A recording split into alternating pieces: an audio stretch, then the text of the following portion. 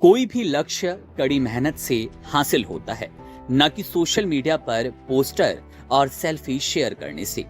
BJP नेता अपने बुलबुले में खुश थे, नरेंद्र मोदी की चमक का आनंद ले रहे थे, इसलिए वो सड़कों पर लोगों की आवाज सुन ही नहीं पाए।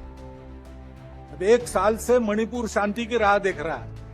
ताना गन कल्चर समाप्त तो हो गया ऐसा लगा, और अचानक जो कलह वहां पर उपज गया या उपजाया गया, उसकी आग में अभी तक जल रहा है, त्राही त्राही कर रहा है। कौन उस पर ध्यान देगा?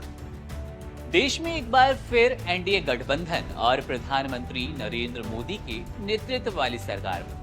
लेकिन ये आम चुनाव बीजेपी के लिए बेहद पीड़ा देने वाला रहा, इसके साथ ही सबक सिखाने वाला रहा। बीते दिनों आरएसएस प्रमुख मोहन भागवत ने मणिपुर पर टिप्पणी कर बीजेपी को सीख देने की कोशिश की। इसी बीच राष्ट्रीय स्वयंसेवक संघ आरएसएस ने अपने माउथपीस ऑर्गेनाइजर में बीजेपी पर तीखी टिप्पणी की। इसमें संघ ने लोकसभा चुनाव 2024 में बीजेपी के फेलियर की वजह साफ। गौरतलब है कि केंद्र में सत्तारूढ़ बीजेपी ने चुनाव के दौरान अब की बार 400 पार कुछ ऐसा नारा दिया था, लेकिन परिणामों में अपने दम पर ये पार्टी बहुमत यानी कि 272 का आंकड़ा भी पार नहीं कर पाई।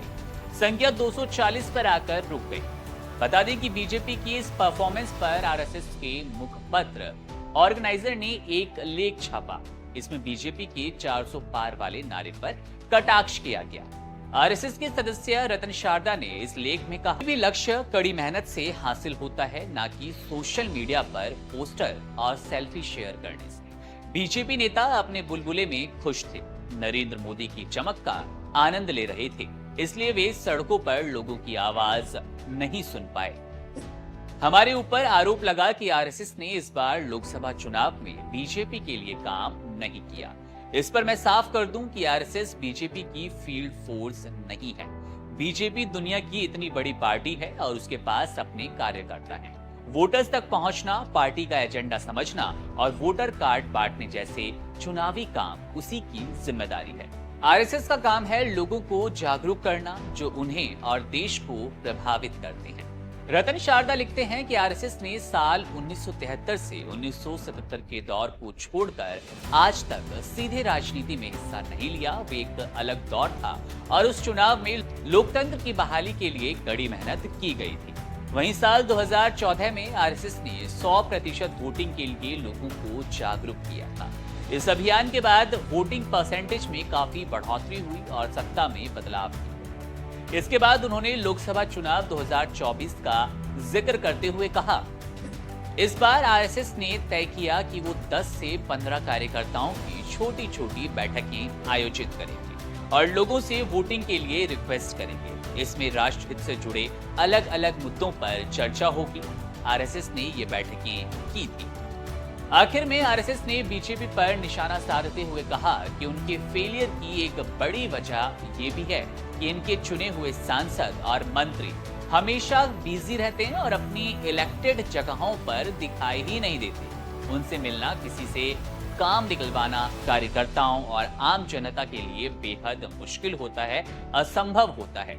मुखपत्र के मुताबिक साल 2024 के लोकसभा चुनाव के रिजल्ट इस बात का संकेत देते हैं कि बीजेपी को अपने तरीके में सुधार करने की बहुत जरूरत है। ये रिजल्ट कई लोगों के लिए एक बड़ा सबक है। कुल मिलाकर आरएसएस ने पूरे लेख में लोकसभा चुनाव में बीजेपी के प्रदर्शन को कमजोर बताने की कोशिश की।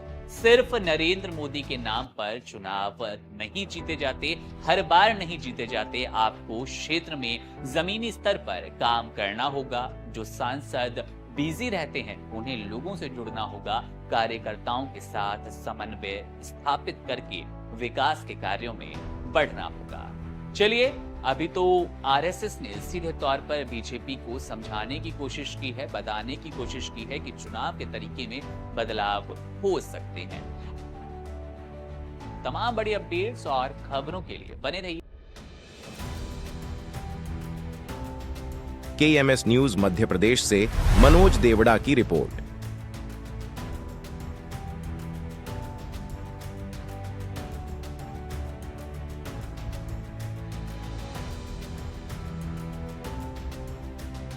इस खबर में बस इतना ही। अगर आपको ये खबर पसंद आई तो लाइक, कमेंट और शेयर कीजिए और अभी तक यदि आपने चैनल को सब्सक्राइब नहीं किया है तो कृपया चैनल को सब्सक्राइब कीजिए।